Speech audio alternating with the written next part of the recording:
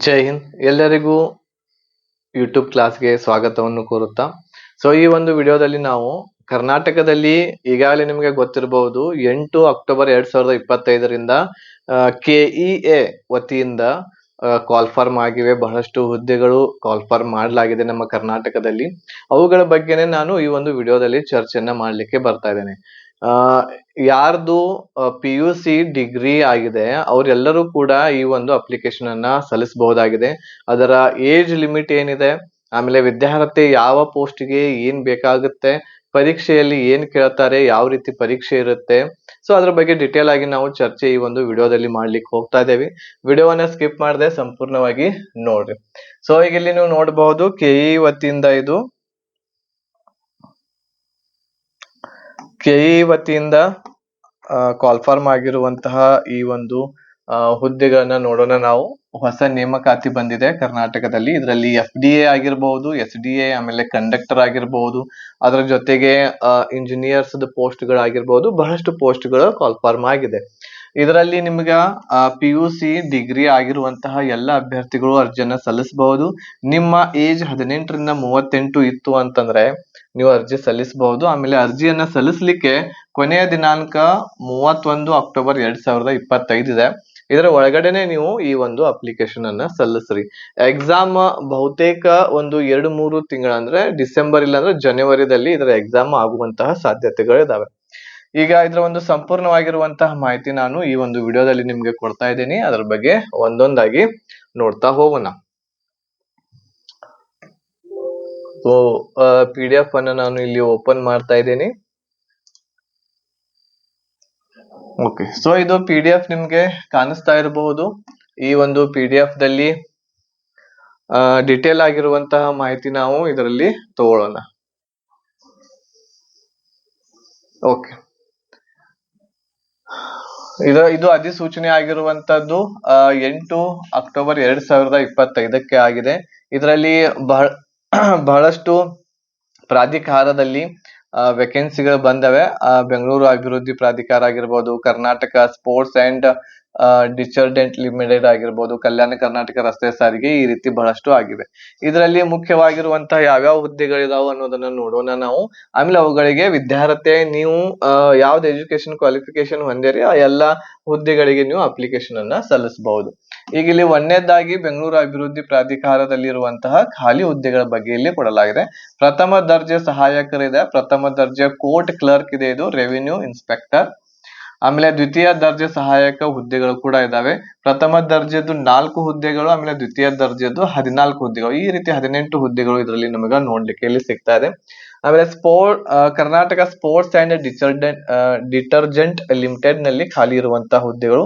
ಕಿರಿಯ ಅಧಿಕಾರಿಗಳದಿದೆ, ಆಮೇಲೆ ಕಿರಿಯ ಅಧಿಕಾರಿಗಳು ಉತ್ಪಾದನೆಯಲ್ಲಿ, ಆಮೇಲೆ ಕಿರಿಯ ಅಧಿಕಾರಿಗಳು. ಈ ರೀತಿ ಕಿರಿಯ ಅಧಿಕಾರಿಗಳ ಹುದ್ದೆಗಳನ್ನು ಕೂಡ ನಾವು ಇದರಲ್ಲಿ ನೋಡ್ಲಿಕ್ಕೆ ಸಿಗ್ತಾ ಇದೆ. ಆಮೇಲೆ ಜೂನಿಯರ್ ಪ್ರೋಗ್ರಾಮರ್ ಇದೆ, ಸಹಾಯಕ ಇಂಜಿನಿಯರ್, ಸಹಾಯಕ ಗ್ರಂಥಪಾಲಕ, ಸಹಾಯಕ, ಆಮೇಲೆ ಕಿರಿಯ ಸಹಾಯಕ, ಈ ರೀತಿ ಹುದ್ದೆಗಳನ್ನ ನೀವು ಇಲ್ಲಿ ನೋಡ್ಬೋದು. ಇದರ PDF ನಾನು ನಮ್ಮ ಟೆಲಿಗ್ರಾಮ್ ಗ್ರೂಪ್ ದಲ್ಲಿ ಶೇರ್ ಮಾಡ್ತೇನೆ. ಆ ಟೆಲಿಗ್ರಾಮ್ ಗ್ರೂಪ್ ದಲ್ಲಿ ಇರುವಂತಹ ಈ PDF ಅನ್ನ ನೋಡ್ಕೊಂಡು ನೀವು ಅರ್ಜಿಯನ್ನ ಸಲ್ಲಿಸಬಹುದು. ಸಹಾಯಕ ಲೆಕ್ಕಿಗ ಇದೆ, ಇದು ಎದ್ರೊಳಗಂತಂದ್ರೆ ಕಲ್ಯಾಣ ಕರ್ನಾಟಕ ರಸ್ತೆ ಸಾರಿಗೆ ನಿಗಮದಲ್ಲಿಯೂ ಬಂದಿರುವಂತದ್ದು. ಸಹಾಯಕ ಲೆಕ್ಕಿಗ ಅಂತ ಹೇಳ 3 ಹುದ್ದೆಗಳಿದಾವೆ. ಆಮೇಲೆ ನಿರ್ವಾಹಕ ಹುದ್ದೆಗಳು 60 ಇದಾವೆ, ಅಂದ್ರೆ ಕಂಡಕ್ಟರ್ ಅದ್ದು. ಓಕೆ, ಆಮೇಲೆ ವಾಯುವ್ಯ ಕರ್ನಾಟಕ ರಸ್ತೆ ಸಾರಿಗೆ ಸಂಸ್ಥೆಯಲ್ಲಿ ದರ್ಜೆ 3 ಸಹಾಯಕ ಸಂಚಾರ ನಿರೀಕ್ಷಕ ಅಂತ ಹೇಳಿದೆ. ಆಮೇಲೆ ಸಹಾಯಕ ಸಂಚಾರ ನಿರೀಕ್ಷಕ ಹಿಂಬಾಕಿ ಅಂದ್ರೆ ಹಿಂದೆ ಉಳಿದಿರುವಂತ ಟೋಟಲ್ ಈ ರೀತಿ 19 ಇದಾವೆ. ಕೃಷಿ ಮಾರಾಟ ಇಲಾಖೆಯಲ್ಲಿ ಕೂಡ ಬಂದವೆ, ಸಹಾಯಕ ಅಭಿಯಂತರರು, ಆಮೇಲೆ ಸಿವಿಲ್ ಗ್ರೂಪ್ C ಬರ್ತಾ ಇದೆ, ಇಂಜಿನಿಯರ್ಸ್, ಆಮೇಲೆ ಕಿರಿಯ ಅಭಿಯಂತರು, ಸಿವಿಲ್ ತಾತ್ಕಾಲಿಕ ಹುದ್ದೆಗಳು, ಮಾರುಕಟ್ಟೆ ಮೇಲ್ವಿಚಾರಕರು, ಪ್ರಥಮ ದರ್ಜೆ ಸಹಾಯಕರು ಇಲ್ಲಿ ಕೂಡ ಇದಾರೆ ನೋಡ್ರಿ ಅಂತಂದ್ರೆ FDA. ಆಮೇಲೆ ದ್ವಿತೀಯ ದರ್ಜೆ ಸಹಾಯಕರು ಕೂಡ ಇದೆ, 30 ಹುದ್ದೆಗಳು. ಈ ಹುದ್ದೆಗಳಿಗೆ ನೀವು ಡಿಗ್ರಿ ಆಗಿರುವಂತಹ ಅಭ್ಯರ್ಥಿಗಳು ಇದಕ್ಕೆ ಸಲ್ಲಿಸಬಹುದು. ಪ್ರಥಮ ದರ್ಜೆಗೆ PUC ಆಗಿರುವಂತವರು ದ್ವಿತೀಯ ದರ್ಜೆಗೆ ಅಪ್ಲಿಕೇಶನ್ ಸಲ್ಲಿಸಬಹುದು. ಮಾರಾಟ ಸಹಾಯಕರು ಕೂಡ ಇಲ್ಲಿ ಅರ್ಜಿಗಳನ್ನ ಕರೆದಿದ್ದಾರೆ. ಪ್ರಥಮ ದರ್ಜೆ ಸಹಾಯಕರು ಮತ್ತೆ ಇದೆ ಇಲ್ಲಿ FDA 50 ಹುದ್ದೆಗಳು. ಎದುರಾಗಿದ್ದಾವೆ ತಾಂತ್ರಿಕ ಶಿಕ್ಷಣ ಇಲಾಖೆಯಲ್ಲಿ ಇರುವಂತದ್ದು. ಆಮೇಲೆ ಶಾಲಾ ಶಿಕ್ಷಣ ಇಲಾಖೆಯಲ್ಲಿ ಪದವಿ ಪೂರ್ವ ಖಾಲಿ ಇರುವಂತದ್ದು ಗ್ರಂಥಪಾಲಕರು ಅಂತ ಇದಾವೆ. ಇದಕ್ಕೆ 10 ಹುದ್ದೆಗಳು ಇಲ್ಲಿ ನಮ್ಗೆ ನೋಡ್ಲಿಕ್ಕೆ ಸಿಗ್ತಾ ಇದೆ. ಈಗ ಇಲ್ಲಿ ವಿದ್ಯಾರ್ಥಿಯನ್ನ ನೀವು ನೋಡಬಹುದು ಏನೆಲ್ಲ ಆಗಿರ್ಬೇಕು ಅಂತೇಳಿ. ಪ್ರಥಮ ದರ್ಜೆ ಸಹಾಯಕರದ್ದು ಏನಿದೆಯಲ್ಲ, ಪ್ರಥಮ ದರ್ಜೆ ಸಹಾಯಕರು, ಆಮೇಲೆ ಸಹಾಯಕ ಮತ್ತು ಪ್ರಥಮ ದರ್ಜೆ ಸಹಾಯಕರು. ಸೊ ಇದು ಎಲ್ಲ ಟೋಟಲ್ ಆಗಿ ಭಾರತೀಯ ಅಭ್ಯರ್ಥಿಯು ಭಾರತದಲ್ಲಿ ಕಾನೂನು ರೀತಿಯ ಸ್ಥಾಪಿಸಲ್ಪಟ್ಟಿರುವಂತಹ ವಿಶ್ವವಿದ್ಯಾಲಯದಿಂದ ಪದವಿಯನ್ನ ಹೊಂದಿರಬೇಕು ಅಂತಂದ್ರೆ ಡಿಗ್ರಿ ಆಗಿರುವಂತವ್ರು ಈ ಒಂದು ಪ್ರಥಮ ದರ್ಜೆ ಸಹಾಯಕರಿಗೆ ಹುದ್ದೆಗೆ ನೀವು ಅಪ್ಲಿಕೇಶನ್ ಅನ್ನ ಸಲ್ಲಿಸಬಹುದು. ದ್ವಿತೀಯ ದರ್ಜೆಗೆ ಏನ್ ಬೇಕಾಗಿರ್ತೈತಿ, ದ್ವಿತೀಯ ದರ್ಜೆ ಆಗಿರಬಹುದು, ಆಮೇಲೆ ಮಾರಾಟ ಸಹಾಯಕರು ಆಗಿರ್ಬಹುದು, ಆಮೇಲೆ ಕಿರಿಯ ಸಹಾಯಕ. ಈ 3 ಹುದ್ದೆಗಳಿಗೆ ನಿಮ್ಗೆ ಏನಾಗಿರ್ಬೇಕು ಅಂತಂದ್ರೆ ದ್ವಿತೀಯ PUC ಅಥವಾ ತತ್ಸಮಾನ ನೀವು ಕ್ವಾಲಿಫಿಕೇಶನ್ ಹೊಂದಿರ್ಬೇಕಂದ್ರೆ ಸೆಕೆಂಡ್ PUC ನಿಮ್ದು ಪಾಸ್ ಆಗಿರ್ಬೇಕು 12th ಪರೀಕ್ಷೆ. ಆಮೇಲೆ ಇತರ ರಾಜ್ಯ ಸರ್ಕಾರದ ಪ್ರಾಧಿಕಾರ ಮಂಡಳದಿಂದ ನಡೆಸುವಂತ ಕ್ಲಾಸ್ 12 ಪಾಸ್ ಆಗಿರ್ಬೇಕು. National institute of open schooling ಅಂತಂದ್ರೆ NIOS ಇದರಿಂದ ನಡೆಸುವಂತಹ ಪ್ರೌಢ ಶಿಕ್ಷಣ ಕೋರ್ಸ್ ಕಂಪ್ಲೀಟ್ ಆಗಿರ್ಬೇಕು. 3 ವರ್ಷದ ಡಿಪ್ಲೊಮಾ ಆಗಿರುವಂತವರು ಕೂಡ ಅಪ್ಲಿಕೇಶನ್ ಈ ಹುದ್ದೆಗಳಿಗೆ ಸಲ್ಲಿಸಬಹುದು FDAಗೆ. ಆಮೇಲೆ 2 ವರ್ಷಗಳ ITI ಕೋರ್ಸ್ ಅಥವಾ 2 ವರ್ಷಗಳ ವೃತ್ತಿ ಶಿಕ್ಷಣ ಡಿಪ್ಲೊಮಾ ಆಗಿತ್ತು ಅಂತಂದ್ರು ಕೂಡ JOC JODC ಆಗಿರ್ಬೋದು, ಆಮೇಲೆ JLDC ಈ ಕ್ವಾಲಿಫಿಕೇಶನ್ ನಿಮ್ದು ಇತ್ತು ಅಂದ್ರೂ ಕೂಡ ನೀವು ಈ ಒಂದು ಅಪ್ಲಿಕೇಶನ್ ಅನ್ನ ಇವುಗಳಿಗೆ ಸಲ್ಲಿಸಬಹುದಾಗಿದೆ. ಇದಾದ್ಮೇಲೆ ನೆಕ್ಸ್ಟ್ ಸಹಾಯಕ ಸಂಚಾರ ನಿರೀಕ್ಷಕ ಅಂತ ಹೇಳಿದೆ. ಇಲ್ಲಿ ಪ್ರಥಮ ದರ್ಜೆಯಲ್ಲಿ ಉತ್ತೀರ್ಣರಾಗಿರ್ಬೇಕು ಅಂದ್ರೆ 60% ನಿಮ್ದು ಮಾರ್ಕ್ಸ್ ಬಂದಿರಬೇಕು. ಆರ್ಟ್ಸ್, ಕಾಮರ್ಸ್, ಸೈನ್ಸ್ PUC ಪರೀಕ್ಷೆ ಆಗಿರ್ಬೇಕು, ಪಾಸ್ ಆಗಿರ್ಬೇಕು. ಆಮೇಲೆ ಅಥವಾ 10+12 ICSE ಆಮೇಲೆ CBSE ಪರೀಕ್ಷೆಯನ್ನ ಪಾಸ್ ಆಗಿರ್ಬೇಕು 12ನೇತೆ. ತತ್ಸಮಾನ ವಿದ್ಯಾರ್ಥಿ ಅಂತಂದ್ರೆ ತಾಂತ್ರಿಕ ಶಿಕ್ಷಣ ಇಲಾಖೆಯಿಂದ 3 ವರ್ಷಗಳ ಡಿಪ್ಲೊಮಾ ಆಗಿತ್ತಂದ್ರೂ ಕೂಡ ನೀವು ಸಹಾಯಕ ಸಂಚಾರ ನಿರೀಕ್ಷಕ ಈ ಹುದ್ದೆಗೂ ಕೂಡ ನೀವು ಅಪ್ಲಿಕೇಶನ್ ಅನ್ನ ಸಲ್ಲಿಸಬಹುದು. ಓಕೆ, ಇದಾದ್ಮೇಲೆ ನಿರ್ವಾಹಕ ಇದೆ, ಕಂಡಕ್ಟರ್ ಹುದ್ದೆಗೆ ಏನೆಲ್ಲ ಬೇಕಾಗುತ್ತೆ, ಇಲ್ಲಿ ಆರ್ಟ್ಸ್, ಸೈನ್ಸ್, ಕಾಮರ್ಸ್ PUC ಪರೀಕ್ಷೆ ಉತ್ತೀರ್ಣರಾಗಿರ್ಬೇಕು ಅಥವಾ 10+2 ICSE ಬೋರ್ಡ್ ದಿಂದ ಅಥವಾ CBSE ಬೋರ್ಡ್ ದಿಂದ ಉತ್ತೀರ್ಣರಾಗಿರ್ಬೇಕು ಅಥವಾ ತತ್ಸಮಾನ ವಿದ್ಯಾರ್ಥಿ ಅಂತಂದ್ರೆ ತಾಂತ್ರಿಕ ಶಿಕ್ಷಣ ಇಲಾಖೆಯಿಂದ 3 ವರ್ಷ ಡಿಪ್ಲೊಮಾ ಆಗಿತ್ತಂದ್ರೆ ನೀವು ಏನ್ ಮಾಡ್ಬೇಕು, ಇದಕ್ಕ ನಿರ್ವಾಹಕ ಹುದ್ದೆಗೆ ಅಪ್ಲಿಕೇಶನ್ ಆಗ್ಬಹುದು. ಬಟ್ ಇಲ್ಲಿ ಇನ್ನೊಂದು ಏನು ಅಂತಂದ್ರೆ ಮಾನ್ಯತೆ ಹೊಂದಿರುವ ಮೋಟಾರು ವಾಹನ ಕಂಡಕ್ಟರ್ ಪರವಾನಗಿ ಮತ್ತು ಬ್ಯಾಜ್ ಗಳನ್ನ ಹೊಂದಿರಬೇಕು ಅಂತ ಹೇಳಿ ಹೇಳ್ತಾ ಇದ್ದಾರೆ. ಇದು ಕೂಡ ನಿಮಗೆ ಬೇಕಾಗುತ್ತೆ ಕಂಡಕ್ಟರ್ ಹುದ್ದೆಗೆ. ಆಮೇಲೆ ನಿಗದಿಪಡಿಸಿರುವ ಭೌತಿಕ ಮಾನದಂಡದಂತೆ ಪುರುಷರು ಮತ್ತು ಪುರುಷ ತೃತೀಯ ಲಿಂಗ ಅಭ್ಯರ್ಥಿಗಳು ಕನಿಷ್ಠ 150 ಸೆಂಟಿಮೀಟರ್ ಮತ್ತು ಮಹಿಳೆಯರು ಮತ್ತು ಮಹಿಳಾ ತೃತೀಯ ಲಿಂಗ ಅಭ್ಯರ್ಥಿಗಳು ಕನಿಷ್ಠ 150 ಸೆಂಟಿಮೀಟರ್ ಎತ್ತರ ಇದ್ರೆ ನೀವು ನಿರ್ವಾಹಕ ಹುದ್ದೆಗಳಿಗೆ ಅಂದ್ರೆ ಕಂಡಕ್ಟರ್ ಹುದ್ದೆಗೆ ಅಪ್ಲಿಕೇಶನ್ ಸಲ್ಲಿಸಬೇಕು. ಅಂದ್ರೆ ನಿಮ್ಗೆ ಹೈಟ್ ಬೇಕಾಗ್ತದೆ. ಇಲ್ಲಿ ಕಂಡಕ್ಟರ್ ಹುದ್ದೆಗೆ 160 ಸೆಂಟಿಮೀಟರ್ ನೀವು ಹೈಟ್ ಇರಬೇಕಾಗ್ತದೆ. ಇಷ್ಟು ನಿಮ್ಮಲ್ಲಿ ಇತ್ತು ಅಂತಂದ್ರೆ ನೀವು ಕಂಡಕ್ಟರ್ ಹುದ್ದೆಗೆ ಅಪ್ಲಿಕೇಶನ್ ಅನ್ನ ಸಲ್ಲಿಸಬಹುದು. ಇದಾದ್ಮೇಲೆ ಸಹಾಯಕ ಲೆಕ್ಕಿಗ ಅಂತ ಹೇಳಿದೆ. ಇದಕ್ಕೆ ನೀವು ಕಾನೂನಿನ ರೀತಿ ಸ್ಥಾಪಿಸಲ್ಪಟ್ಟಿರುವಂತಹ ವಿಶ್ವವಿದ್ಯಾಲಯದಿಂದ ವಾಣಿಜ್ಯ ಶಾಸ್ತ್ರದ 3 ವರ್ಷಗಳ ಬ್ಯಾಚುಲರ್ ಪದವಿ ಅಂತಂದ್ರೆ ಡಿಗ್ರಿ ಆಗಿರ್ಬೇಕು ವಾಣಿಜ್ಯ ಶಾಸ್ತ್ರದಲ್ಲಿ ಮತ್ತು ಕಂಪ್ಯೂಟರ್ ಜ್ಞಾನ ಇರ್ಬೇಕಾಗ್ತೈತಿ. ಈ ರೀತಿ ಇತ್ತು ಅಂತಂದ್ರೆ ಸಹಾಯಕ ಲೆಕ್ಕಿಗ ಅಪ್ಲಿಕೇಶನ್ ಅನ್ನ ನೀವು ಹಾಕ್ಬಹುದು. ಅಂದ್ರೆ ಇಲ್ಲಿ BCom ಆಗಿರುವಂತವ್ರು ಎಲ್ಲರೂ ಕೂಡ ಇದಕ್ಕೆ ಅಪ್ಲಿಕೇಶನ್ ಸಲ್ಲಿಸಬಹುದು. ಇದಾದ್ಮೇಲೆ ಕಿರಿಯ ಅಧಿಕಾರಿ ಇದೆ. ಇದರಲ್ಲಿ MSc ಕೆಮಿಸ್ಟ್ರಿ ಆಗಿರ್ಬೇಕು, ಕಿರಿಯ ಅಧಿಕಾರಿ ಇದೆ. ಆಮೇಲೆ BE ಅಥವಾ BTech ಆಗಿರ್ಬೇಕು, ಕೆಮಿಸ್ಟ್ರಿ ಕೆಮಿಕಲ್ ಒಳಗ ಅಥವಾ ಮೆಕ್ಯಾನಿಕಲ್ ಆಗಿರ್ಬೇಕು, ಎಲೆಕ್ಟ್ರಿಕಲ್ ಆಗಿರ್ಬೇಕು ಅಥವಾ MSc ಕೆಮಿಸ್ಟ್ರಿ ಆಗಿರ್ಬೇಕು. ಈ ರೀತಿ ಇತ್ತು ಅಂತಂದ್ರೆ ನೀವು ಕಿರಿಯ ಅಧಿಕಾರಿ ಉತ್ಪಾದನೆ ಮತ್ತು ನಿರ್ವಹಣೆ ಈ ಒಂದು ಹುದ್ದೆಗೆ ಅಪ್ಲಿಕೇಶನ್ ಸಲ್ಲಿಸಬಹುದು. ಅದ್ರ ಜೊತೆಗೆ ಕಿರಿಯ ಅಧಿಕಾರಿ ಇದೆ, ಸಾಮಗ್ರಿ ಉಗ್ರಾಣ, ಎನಿ ಡಿಗ್ರಿ ವಿತ್ PG ಆಗಿರ್ಬೇಕು ಇನ್ ಮಟೀರಿಯಲ್ಸ್ ಮ್ಯಾನೇಜ್ಮೆಂಟ್ ಈ ಒಂದು ಇದ್ರೊಳಗ ನಿಮ್ದು ಡಿಗ್ರಿ ಆಗಿರ್ಬೇಕು ಅಂತ ಹೇಳಿ ಹೇಳ್ತಾ ಇದಾರೆ. ಇದ್ರ ಜೊತೆಗೆ ಸಹಾಯಕ ಗ್ರಂಥಪಾಲಕ ಇದೆ. ಗ್ರಂಥಪಾಲಕ ಹುದ್ದೆಗೆ ಈ ಒಂದು ಲೈಬ್ರೇರಿಯನ್ ಸೈನ್ಸ್ ಅಂತ ಹೇಳಿ ಅವ್ರದ್ದು ಏನ್ ಮಾಸ್ಟರ್ ಡಿಗ್ರಿ ಬರ್ತೈತಿ ಅದನ್ನ ಆಗಿತ್ತು ಅಂತಂದ್ರೆ, ಆಮೇಲೆ ಅದ್ರ ಜೊತೆಗೆ ಕಂಪ್ಯೂಟರ್ ನಾಲೆಜ್ನು ಕೂಡ ಬೇಸಿಕ್ ಇತ್ತು ಅಂತಂದ್ರೆ ಸಹಾಯಕ ಗ್ರಂಥಪಾಲಕ ಆಗ್ಬಹುದು. ಆಮೇಲೆ ಗ್ರಂಥಪಾಲಕ ಗ್ರೂಪ್ C ಗೆ ಇಲ್ಲಿ MLIB ಈ ರೀತಿ ಇದೇನ್ ಕೋರ್ಸ್ ಇದೆ ಈ ಕೋರ್ಸ್ನು ಕೂಡ ಅವರು ಕಂಪ್ಲೀಟ್ ಇಲ್ಲಿ ಆಗಿರ್ಬೇಕು. ಜೂನಿಯರ್ ಪ್ರೋಗ್ರಾಮರ್ ಅಂತ ಹೇಳಿದೆ. ಬ್ಯಾಚುಲರ್ ಡಿಗ್ರಿ ಆಗಿರ್ಬೇಕು ಇಂಜಿನಿಯರಿಂಗ್ ಇನ್ ಎಲೆಕ್ಟ್ರಾನಿಕ್ಸ್ ದಲ್ಲಿ ಆಗಿರ್ಬೇಕು ಅಥವಾ ಕಂಪ್ಯೂಟರ್ ಸೈನ್ಸ್ ಆಗಿರ್ಬೇಕು ಅಥವಾ MCA ಆಗಿರ್ಬೇಕು. ಇದು ಆಗಿತ್ತು ಅಂತಂದ್ರೆ ಜೂನಿಯರ್ ಪ್ರೋಗ್ರಾಮರ್ ಹುದ್ದೆಗೆ ಅಪ್ಲಿಕೇಶನ್ ಸಲ್ಲಿಸಬಹುದು. ಸಹಾಯಕ ಇಂಜಿನಿಯರ್ ಇದೆ, ಸೊ ಸಹಾಯಕ ಇಂಜಿನಿಯರ್ ಗೆ ಬ್ಯಾಚುಲರ್ ಡಿಗ್ರಿ ಆಫ್ ಇಂಜಿನಿಯರಿಂಗ್ ಆಗಿರ್ಬೇಕಾಗ್ತತಿ. ಸಹಾಯಕ ಅಭಿಯಂತರರು ಸಿವಿಲ್ ದಲ್ಲಿ ಭಾರತದಲ್ಲಿ ಕಾನೂನು ರೀತ್ಯ ಸ್ಥಾಪಿಸಲ್ಪಟ್ಟ ವಿಶ್ವವಿದ್ಯಾಲಯದಿಂದ BE ಸಿವಿಲ್ ಆಗಿರ್ಬೇಕು, ಪದವಿ ಹೊಂದಿರಿ ಅಂತಂದ್ರ ಸಹಾಯಕ ಅಭಿಯಂತರರು ಇಲ್ಲಿ ಅಪ್ಲಿಕೇಶನ್ ಸಲ್ಲಿಸಬಹುದು. ಕಿರಿಯ ಅಭಿಯಂತರು ಕೂಡ ಇದೆ, ಇಲ್ಲಿ ನೀವು ನೋಡಬಹುದು ಡಿಪ್ಲೊಮಾ ಆಗಿರ್ಬೇಕಾಗ್ತದೆ ಸಿವಿಲ್ ದಲ್ಲಿ. ಮಾರುಕಟ್ಟೆ ಮೇಲ್ವಿಚಾರಕದಲ್ಲಿ BSc ಆಗಿರ್ಬೇಕು ಅಗ್ರಿಕಲ್ಚರ್ ಮಾರ್ಕೆಟಿಂಗ್ ದಲ್ಲಿ. ಇಷ್ಟು ಇತ್ತು ಅಂತಂದ್ರೆ ನೀವು ಈ 15 ಹುದ್ದೆಗಳಿಗೆ ಅಪ್ಲಿಕೇಶನ್ ಗಳನ್ನ ಸಲ್ಲಿಸಬಹುದು. ನಿಮ್ಮ ವಿದ್ಯಾರ್ಥಿ ಏನಿದೆ ಅದನ್ನ ನೋಡ್ಕೊಂಡು ನೀವು ಅಪ್ಲಿಕೇಶನ್ ಅನ್ನ ಸಲ್ಲಿಸಬಹುದು. ಓಕೆ, ಸೊ ಇಲ್ಲಿ ಸಹಾಯಕ ಸಂಚಾರ ನಿರೀಕ್ಷಕರ ಆ ಹುದ್ದೆಗೆ ಕನಿಷ್ಠ ದೇಹದಾರ್ಢ್ಯ ಅಂತಂದ್ರೆ ಫಿಸಿಕಲ್ ಇಷ್ಟ ಇರ್ಬೇಕಾಗ್ತತಿ. ಸಹಾಯಕ ನಿರೀಕ್ಷಕರು ಹಾಕವ್ರಿದ್ರ ಅಂತಂದ್ರ ಪುರುಷರು 163 ಸೆಂಟಿಮೀಟರ್ ಎತ್ತರ ಇರಬೇಕು, ತೂಕ 55 ಇರಬೇಕು. ಮಹಿಳೆಯರದು 153 ಎತ್ತರ ಇರಬೇಕು, ಆಮೇಲೆ ತೂಕ 50 kg ಇರ್ಬೇಕಾಗ್ತತಿ. ಆಮೇಲೆ ಪಿಂಚಣಿ ಸೌಲಭ್ಯ ಇಲ್ಲಿ ಇರೋದಿಲ್ಲ, ಹೊಸ ಪಿಂಚಣಿ NPS ಬರ್ತೈತಿ ನಿಮ್ಗೆ. ಆಮೇಲೆ ವಯೋಮಿತಿ ನೋಡ್ರಿ, ಇಲ್ಲಿ ಅರ್ಜಿಗಳನ್ನು ಸ್ವೀಕರಿಸಲು ನಿಗದಿಪಡಿಸಿದ ಕೊನೆಯ ದಿನಾಂಕದಂದು ಕನಿಷ್ಠ 18 ವರ್ಷ ನಿಮ್ಗೆ ಆಗಿರ್ಬೇಕು. 18 ವರ್ಷ ಮೇಲ್ಪಟ್ಟವರು ಅಪ್ಲಿಕೇಶನ್ ಅನ್ನ ಸಲ್ಲಿಸಬಹುದು. ಆಮೇಲೆ ಈ ವರ್ಷ ಒಂದು ಬಾರಿಗೆ ಈ ಹುದ್ದೆಗಳಿಗೆ 3 ವರ್ಷದ ಸಡಿಲಿಕೆಯನ್ನ ಕೊಟ್ಟಾರ. ಅಂದ್ರೆ ಇದರಲ್ಲಿ ಮತ್ತೆ 3 ವರ್ಷ ನಿಮ್ಗೆ ಏನು ವಯೋಮಿತಿಯನ್ನ ಹೆಚ್ಚಳಕ್ಕೆ ಮಾಡಲಾಗಿದೆ. ಸೊ ಸಾಮಾನ್ಯ ಅಭ್ಯರ್ಥಿಗಳಿಗೆ ಅಂದ್ರೆ ಜನರಲ್ ಯಾರು ಬರ್ತೀರಿ ಅವರಿಗೆ 38 ವರ್ಷಗಳ ಒಂದು ಇಲ್ಲಿ ವಯೋಮಾನ ಇದೆ. ಇದರಲ್ಲಿ ಮತ್ತೆ 3 ವರ್ಷಗಳ ಒಂದು ಸಡಿಲಿಕೆ ಸಿಗುತ್ತೆ. 2A 2B ಥರ್ಡ್ ಬಿ ಅಭ್ಯರ್ಥಿಗಳಿಗೆ 41 ವರ್ಷ ಇದೆ, ಮತ್ತೆ 3 ವರ್ಷ ಹೆಚ್ಚು ಸಿಗ್ತಾ ಇದೆ. SC ST ಮತ್ತು ಪ್ರವರ್ಗ 1 ಅಭ್ಯರ್ಥಿಗಳಿಗೆ 43 ವರ್ಷ ಇದೆ, ಇದಕ್ಕೆ ಮತ್ತೆ 3 ವರ್ಷ ಎಕ್ಸ್ಟ್ರಾ ನಿಮ್ಗೆ ಸಿಗ್ತಾ ಇದೆ. ಸೊ ಇಷ್ಟು ವಯೋಮಾನ ಇತ್ತು ಅಂತಂದ್ರೆ ನೀವು ಅಪ್ಲಿಕೇಶನ್ ಅನ್ನ ಸಲ್ಲಿಸಬಹುದು ಈ ಎಲ್ಲಾ ಹುದ್ದೆಗಳಿಗೆ. ಓಕೆ, ಇದಾದ್ಮೇಲೆ ಇಲ್ಲಿ ಮತ್ತೆ ಬೇರೆ ಬೇರೆ ಒಂದು ಕೆಟಗರಿದವರಿಗೆ ಏಜ್ ರಿಲ್ಯಾಕ್ಸೇಷನ್ ಅನ್ನ ನೀವು ಇಲ್ಲಿ ನೋಡಬಹುದು. ಏಜ್ ರಿಲ್ಯಾಕ್ಸೇಷನ್ ಮತ್ತೆ ಇಲ್ಲಿ ಕೊಡಲಾಗಿದೆ. ಹುದ್ದೆಗಳ ವರ್ಗೀಕರಣ ನೋಡಬಹುದು. ಇಲ್ಲಿ ನೋಡ್ರಿ, ಆನ್ಲೈನ್ ಅಪ್ಲಿಕೇಶನ್ ಈಗಾಗಲೇ ಸ್ಟಾರ್ಟ್ ಆಗಿದೆ. 8 ಅಕ್ಟೋಬರ್ 2025 ಸ್ಟಾರ್ಟ್ ಆಗಿದೆ. 31 ಅಕ್ಟೋಬರ್ 2025 ಲಾಸ್ಟ್ ಡೇಟ್ ಇದೆ. ಅದ್ರ ಒಳಗಡೆ ನೀವು ಅಪ್ಲಿಕೇಶನ್ ಅನ್ನ ಸಲ್ಲಿಸಬಹುದು.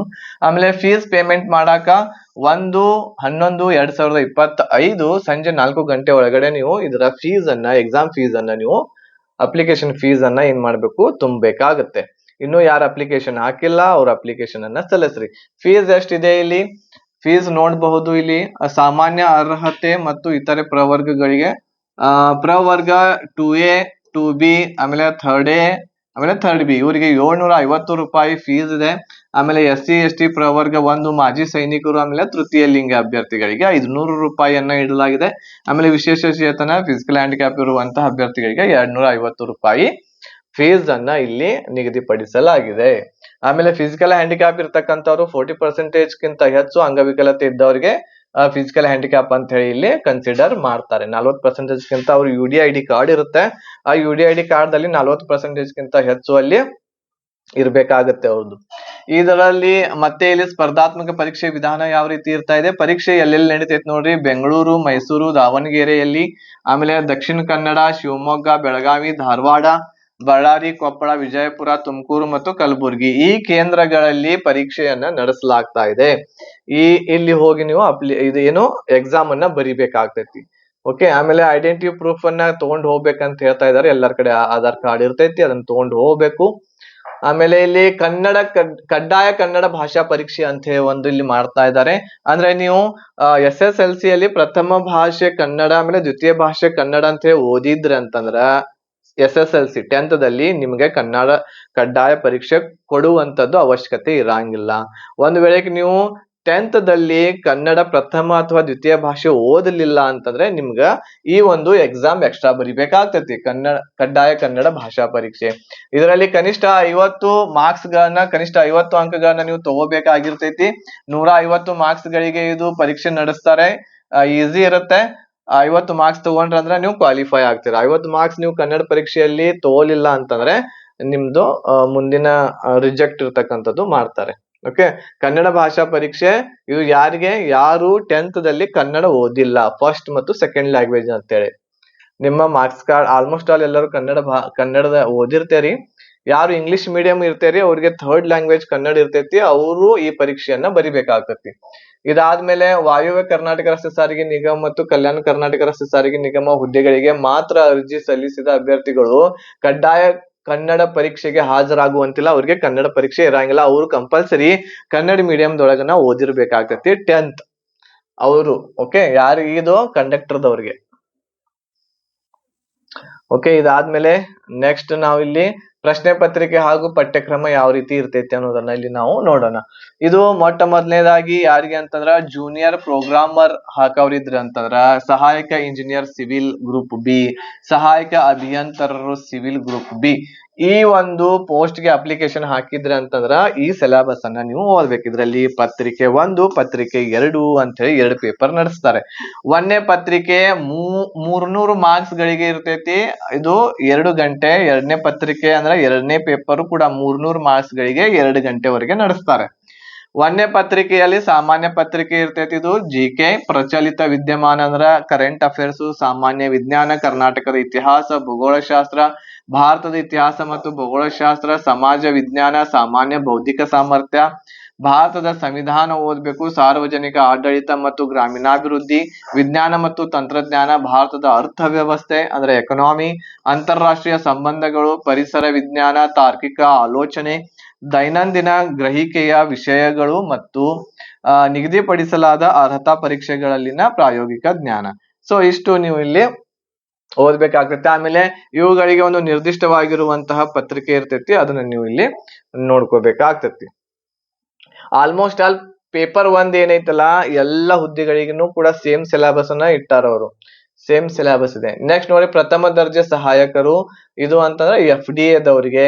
ಆಮೇಲೆ ಸಹಾಯಕ ಅಥವಾ ಸಹಾಯಕ ಗ್ರಂಥಪಾಲಕರು, ಸಹಾಯಕ ಲೆಕ್ಕಿಗ, ಕಿರಿಯ ಅಧಿಕಾರಿ, ಗ್ರಂಥಪಾಲಕ, ಕಿರಿಯ ಅಭಿಯಂತರರು ಸಿವಿಲ್ ಗ್ರೂಪ್ ಸಿ, ಇವರಿಗೆ ಪಠ್ಯಕ್ರಮ ಏನಿದೆ ಸೇಮ್ ಇದೆ. ಇಲ್ಲಿ ಒಂದ್ ಸ್ವಲ್ಪ ಹೆಚ್ಚಿದೆ ಇಲ್ಲಿ ಅನ್ಸುತ್ತೆ. ಇಲ್ಲಿ ಗ್ರಾಮೀಣಾಭಿವೃದ್ಧಿ, ಪಂಚಾಯತ್ ರಾಜ್ ಸಂಸ್ಥೆಗಳ ಮತ್ತು ಗ್ರಾಮೀಣ ಸಹಾಯಕ ಸಂಸ್ಥೆಗಳ ವಿಷಯಗಳು ಇಲ್ಲಿ ಓದ್ಬೇಕು. ಕೆಲವೊಂದಿಷ್ಟು ಎಕ್ಸ್ಟ್ರಾ ಪಾರ್ಟ್ಸ್ ಗಳು ಬರ್ತಾವೆ. ಬಟ್ ಇಲ್ಲಿ ಒಂದು ನಾ ಏನ್ ಹೇಳೋದು ಅಂತಂದ್ರೆ, ಇಲ್ಲಿ ಮುಖ್ಯವಾಗಿ ನೀವು ಬೌದ್ಧಿಕ ಸಾಮರ್ಥ್ಯ ಏನ್ ಮೆಂಟಲ್ ಎಬಿಲಿಟಿ ಬರ್ತೈತಿ ಆ ವಿಷಯ ಆಗಿರಬಹುದು, ಆಮೇಲೆ history, economy, polity, geography, science, ಇವು 5-6 ವಿಷಯಗಳು, ಕರೆಂಟ್ ಅಫೇರ್ಸ್ ಒಂದು, ಇವು 5-6 ವಿಷಯಗಳು ಏನಿದಾವೋ ಅವುಗಳನ್ನ ಪರ್ಫೆಕ್ಟ್ ಆಗಿ ಓದಿರಿ ಅಂತಂದ್ರ ಆಲ್ಮೋಸ್ಟ್ ಆಲ್ ಎಲ್ಲ ಸಿಲೆಬಸ್ ಇಲ್ಲಿ ಪತ್ರಿಕೆ 1ರಲ್ಲಿ ಏನಾಗ್ತೈತಿ ಕವರ್ ಆಗ್ತೈತಿ. ಇಲ್ಲಿ FDA ದವರಿಗೆ 100 ಮಾರ್ಕ್ಸ್ ಗಳಿಗೆ ಪ್ರಶ್ನೆ ಪತ್ರಿಕೆ ಇರ್ತೈತಿ, 100 ಅಂಕಗಳು ಇರ್ತವೆ, 100 ಪ್ರಶ್ನೆಗಳು. ಆಮೇಲೆ 2 ಗಂಟೆ ಏನಿರ್ತೈತಿ ಕಾಲಾವಕಾಶ ಇರ್ತೈತಿ. ಅದೇ ರೀತಿ ಎರಡನೇ ಪತ್ರಿಕೆಯಲ್ಲಿ ಸಾಮಾನ್ಯ ಕನ್ನಡ ಇರ್ತೈತಿ, ಸಾಮಾನ್ಯ ಇಂಗ್ಲಿಷ್, ಆಮೇಲೆ ಕಂಪ್ಯೂಟರ್ ಜ್ಞಾನ, 3ಗಳನ್ನ ಕೂಡಿಸಿ ಒಂದು ಪತ್ರಿಕೆ ಇರ್ತೈತಿ. ಇದರಲ್ಲಿ ನೀವು 100 ಪ್ರಶ್ನೆಗಳು ಇರ್ತವೆ, 100 ಪ್ರಶ್ನೆಗಳು, ಆಮೇಲೆ 100 ಅಂಕಗಳಿಗೆ 2 ಗಂಟೆವರೆಗೆ ನೀವು ಇಲ್ಲಿ ಇದನ್ನ ನೋಡ್ಕೋಬಹುದು. ಇದಾದ್ಮೇಲೆ ಸ್ಪೆಸಿಫಿಕ್ ಪೇಪರ್, ಇದು ಕಿರಿಯ ಅಧಿಕಾರಿಗಳಿಗೆ ಇರ್ತೈತಿ. ಇವುಗಳನ್ನ ಒಂದ್ಸಲ PDF ಹಾಕಿರ್ತೇನೆ. ಇವು ಎಲ್ಲವುಗಳನ್ನ ಸಿಲೆಬಸ್ ಅನ್ನ ನೋಡ್ಕೊಳ್ರಿ. ಆಲ್ಮೋಸ್ಟ್ ನಾ ಈಗ ಏನ್ ಹೇಳಿದೆ ಒಂದ್ 5-6-7 ವಿಷಯಗಳಿದಾವು, ಆ ಎಲ್ಲಾ ವಿಷಯಗಳನ್ನ ನೀವು ಓದಿರಿ ಅಂತಂದ್ರ ಆಮೇಲೆ ನೆಗೆಟಿವ್ ಮಾರ್ಕಿಂಗ್ ಒಂದು ಇಂಪಾರ್ಟೆಂಟ್ ಇಲ್ಲಿ ಬದಲಾವಣೆಯನ್ನ ನಮಗೆ ನೋಡ್ಲಿಕ್ಕೆ ಸಿಗ್ತಾ ಇದೆ. ಏನು ಅಂತಂದ್ರೆ, ನೀವು ಇಲ್ಲಿ ನೆಗೆಟಿವ್ ಎಷ್ಟಿದೆ ಅಂತಂದ್ರೆ 1/4 ಇದೆ ಅಂತಂದ್ರೆ, ಒಂದು ಪ್ರಶ್ನೆಯನ್ನ ನೀವು ತಪ್ಪು ಮಾಡಿರಿ ಅಂತಂದ್ರ 4 ಪ್ರಶ್ನೆಗಳನ್ನ ತಪ್ಪು ಮಾಡಿರಿ ಅಂತಂದ್ರ ಏನಾಗ್ತೈತಿ, 1 ಮಾರ್ಕ್ಸ್ ಅನ್ನ ಇಲ್ಲಿ ಕಟ್ ಮಾಡ್ತಾರೆ.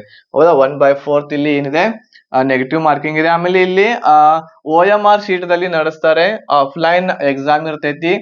ಆಮೇಲೆ ಇದರಲ್ಲಿ 5 ಆಯ್ಕೆಗಳನ್ನ ಕೊಟ್ಟಿರ್ತಾರೆ. ಈ ಉದಾಹರಣೆಗೆ ಒಂದು ಪ್ರಶ್ನೆ ಇದೆ, ಈ ಒಂದು ಪ್ರಶ್ನೆಗಳಿಗೆ ABCDE ಅಂತ ಹೇಳಿ ಈ ರೀತಿ 5 ಇರ್ತಾವೆ.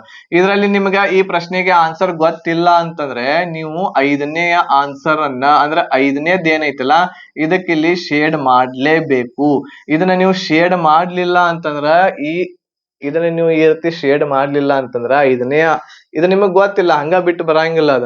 ಇದನ್ನ ಶೇಡ್ ಮಾಡ್ಲೇಬೇಕು. ಇದನ್ನ ಶೇಡ್ ಮಾಡ್ಲಿಲ್ಲ ಅಂತಂದ್ರ ಇದಕ್ಕೂ ಕೂಡ 1/4 ನೆಗೆಟಿವ್ ಅವರು ಹಚ್ಚುತ್ತಾರ. ಸೊ ಹಾಗಾಗಿ ಇದಕ್ಕೆ 5 ನಿಮಿಷ ಎಕ್ಸ್ಟ್ರಾ ಕೊಟ್ಟಾರು. ಲಾಸ್ಟ್ ಗೆ ನೀವು ಒಂದು 10-20 ಕ್ವಶನ್ಸ್ ಬಿಟ್ಟಿದ್ರ ಅಂತಂದ್ರ ಅವಾಗ ಏನಾಗ್ತೈತೆ ಹೇಳ್ರಿ, ಆ 10-20 ಕ್ವಶನ್ಸ್ ಗಳನ್ನ ಈ ರೀತಿ 5ನೇ ಆಪ್ಷನ್ ಗೆ ಶೇಡ್ ಮಾಡಕ್ 5 ನಿಮಿಷ ಎಕ್ಸ್ಟ್ರಾ ಕೊಡ್ತಾರ ಅವರು. ಆ 5 ನಿಮಿಷದಲ್ಲಿ ಇವುಗಳನ್ನ ಶೇಡ್ ಮಾಡ್ಬೇಕು. ಓಕೆ. ಒಂದ್ ವೇಳೆಕ ಇದು ತಪ್ಪಾಯ್ತು ಅಂತಂದ್ರೆ 1/4 ಆಗ್ತೈತಿ. ಬಟ್ ಇದನ್ನ ಹಂಗ ಖಾಲಿ ಬಿಟ್ರ ಅಂದ್ರೂ ಕೂಡ 1/4 ಆಗ್ತದೆ. ಬಟ್ ಇದನ್ನ ನೀವು ಟಚ್ ಮಾಡಿರಿ ಅಂತಂದ್ರ ಅಲ್ಲಿ ನಿಮ್ಗೆ ನೆಗೆಟಿವ್ ಇಲ್ಲಿ ಆಗಂಗಿಲ್ಲ. ಓಕೆ.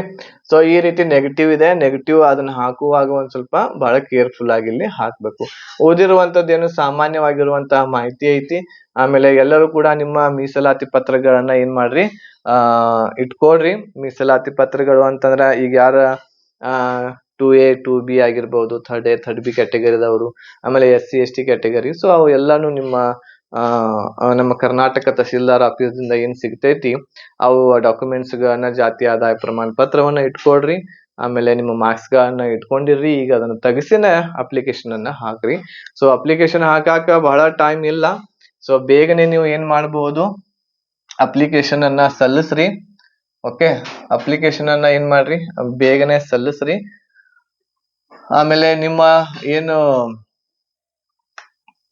ಓದ್ಬೇಕಾಗೈತಿ, ಸ್ಟಡಿಯನ್ನ ಮಾಡ್ಬೇಕಾಗೈತಿ, ಬೇಗನೆ ನಿಮ್ಮ ಸ್ಟಡಿಯನ್ನ ಮಾಡ್ರಿ. ಆಮೇಲೆ GK ಎಲ್ಲಾ ಪಾರ್ಟ್ಸ್ ಗಳನ್ನ ಬೇಗನೆ ಮುಗಿಸ್ರಿ.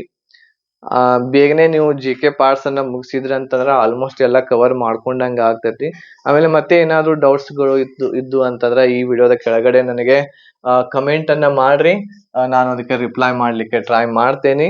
ಆಮೇಲೆ ನಮ್ಮಲ್ಲಿ ಈ ಒಂದು SD FD ಗಳಿಗೆ GK ಕ್ಲಾಸಸ್ ಗಳು ನಿಮ್ಗೆ ಸಂಪೂರ್ಣವಾಗಿ ಸಿಗ್ತಾವು. GK ಕ್ಲಾಸಸ್ ಗಳು ಬೇಕು ಅಂತಂದ್ರೆ ನೀವು ನಮ್ಗೆ ಕಾಂಟ್ಯಾಕ್ಟ್ ಮಾಡಬಹುದು. 8861927838 ನಂಬರ್ಗೆ ಕಾಂಟ್ಯಾಕ್ಟ್ ಮಾಡ್ರಿ. ಹೆಚ್ಚಿನ ಮಾಹಿತಿ ಪಡ್ಕೊಳ್ರಿ. ಆಮೇಲೆ ಎಲ್ಲರಿಗೂ ಆದಷ್ಟು ಈ ಒಂದು ವಿಡಿಯೋವನ್ನ ಶೇರ್ ಮಾಡ್ರಿ. ಅಪ್ಲಿಕೇಶನ್ ಯಾರು ಹಾಕಿಲ್ಲ ಎಲ್ಲರೂ ಕೂಡ ಅಪ್ಲಿಕೇಶನ್ ಅನ್ನ ಹಾಕ್ರಿ ಅಂತ ಹೇಳ್ತಾ ಈ ವಿಡಿಯೋ ಇಲ್ಲಿಗೆ ಮುಗಿಸ್ತಾ ಇದ್ದೀನಿ. ಧನ್ಯವಾದಗಳು. ಜೈ ಹಿಂದ್.